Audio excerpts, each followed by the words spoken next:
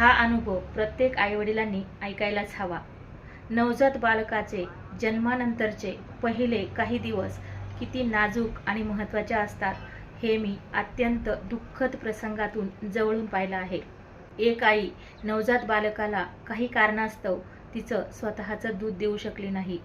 त्या बाळाला वरचं दूध देण्यात आलं। बॉटलची नीट काळजी घेणं, दूध स्वच्छ आहे की नाही हे बघणं, बऱ्याच गोष्टी त्याच्यामध्ये असतात। नवजात बालकाची पचनशक्ती ही अत्यंत नाजूक असते। आईचं दूध हे पचण्यास हलकं असतं, पोट साफ होण्यास मदत करतं, संसर्गजन्य रोगापासून बचाव करतं। त्यामुळे आईचं दूध हे सर्वोत्तम मानलं जातं। त्या बाळाला वरचं दूध सहन झालं नाही आणि काही दिवसातच त्याला गॅस्ट्रो झाला। कालांतराने हळूहळू बाळाची तब्येत खालावू लागली।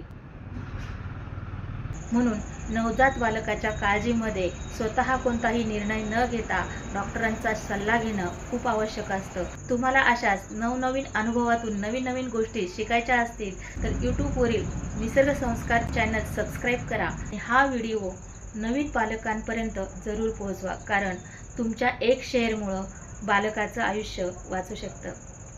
धन्यवाद।